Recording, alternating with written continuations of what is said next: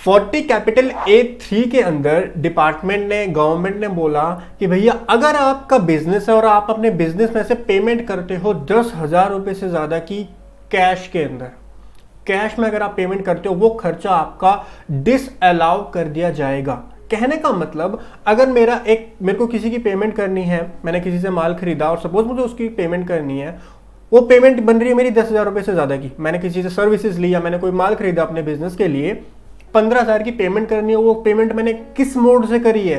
Cash में मैंने उसको पेमेंट कर दी है।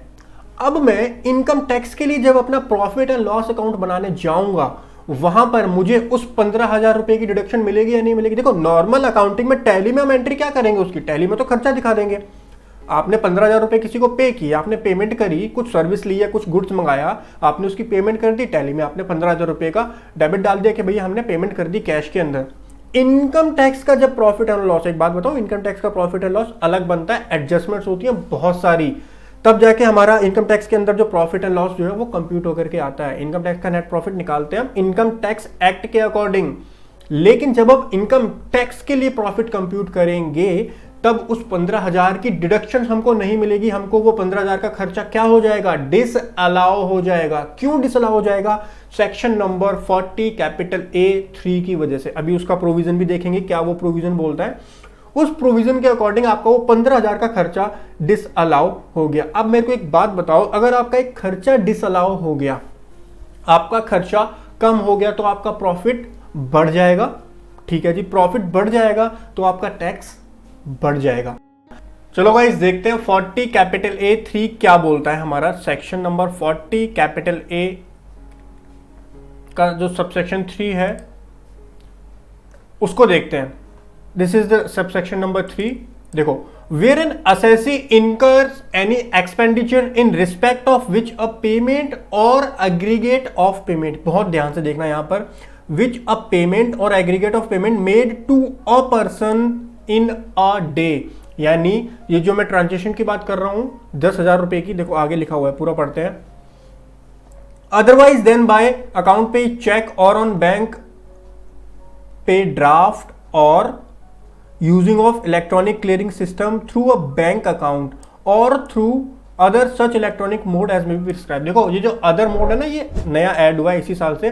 और अदर मोड्स कौन कौन से प्रिस्क्राइब किए हैं? आप यूपीआई, पेटीएम और ऑनलाइन जो डिजिटल जो प्लेटफॉर्म है वहां से भी NEFT, RTGS वगैरह करते हो, वो भी इन सब के अंदर ही कवर हो जाएंगे। यानी मेन कंसेप्ट ये है कि अगर आप अदर देन बैंकिंग चैनल से पेमेंट कर रहे हो, यानी आप कैश में पेमेंट कर रहे हो, यहाँ पे डायरेक्टली ऐसे ये वर्डिंग यूज नहीं हुई है लॉ की कि आप कैश में पेमेंट कर रहे हो, आप इसके अलावा किसी चीज में अगर पे कर रहे हो तो वो भी यहाँ पर कवर होगा। आप बैंकिंग चैनल के अलावा अगर पे कर रहे हो तो ऐसी वर्डिंग जो है वो घुमा करके यूज की हुई है यहाँ पर। देखो, उसके बाद क्या लिखा है? Exceeding 10,000 rupees. अगर वो खर्चा 10,000 रुपीज से ज्यादा का है तो उस सिचुएशन में क्या होगा? No deduction shall be allowed in respect of such expenditure. उस खर्चे की आपको डिडक्शन अलाउ नहीं की जाएगी, डिडक्शन नहीं मिलेगी, आपकी इनकम बढ़ जाएगी, इनकम बढ़ जाएगा तो आपका टैक्स जो है ऑटोमेटिकली बढ़ जाएगा। ओके, अब यहां पर दो तीन चीजें समझने वाली है, उसको जरा ध्यान से समझते हैं। पहली चीज है payment made to a person. Payment made to a person, मैंने एक दिन में अपनी 4 पार्टियां थी, मेरी 4 पार्टीज थी जिनको मेरे को 4 क्लाइंट्स थे, उनको मेरे को पेमेंट्स करना था। 4 सप्लायर थे, मैंने माल खरीदा 4 से, मुझे पेमेंट करनी थी। 5,000 की पेमेंट थी, मैंने कैश में पेमेंट करी चारों पार्टी को। ठीक है, यानी मैंने एक दिन में टोटल कैश की कितनी पेमेंट करी? 20,000। 4 पार्टी से मेरी चारों को मैंने 5-5 हजार रुपए की पेमेंट कर दी।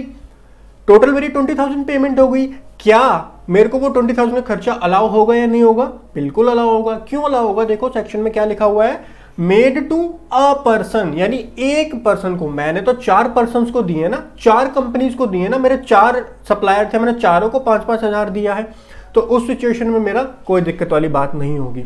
अच्छा जी, दूसरी चीज है इन अ डे, यानी एक पर्सन को एक दिन के अंदर आपने 10,000 रुपए दिए हैं। तो अगर मैं मेरा एक क्लाइंट है, उसको मैंने 4 दिन मैंने क्लाइंट, एक पर्सन एक ही है। अब दूसरा एग्जांपल समझो, पर्सन एक ही है लेकिन मैंने उसको 4 दिन में पेमेंट करी है, 5-5 हजार करके मैंने उसको 4 दिन में उसको 20,000 रुपए की पेमेंट करी है।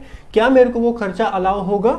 बिल्कुल होगा। क्यों होगा? क्योंकि मैंने अलग अलग पर्सन को एक ही पर्सन को करा है लेकिन डिफरेंट डिफरेंट डेज में पेमेंट करी है। यानी मेन कंसेप्ट क्या है, अ पर्सन अ डे, यानी मैं एक पर्सन को एक दिन में अगर मैं 10,000 से ज्यादा पे कर रहा हूं, मैंने 15,000 एक ही पर्सन को कैश पे कर दिया, वो खर्चा मेरा डिसअलाउ हो जाएगा।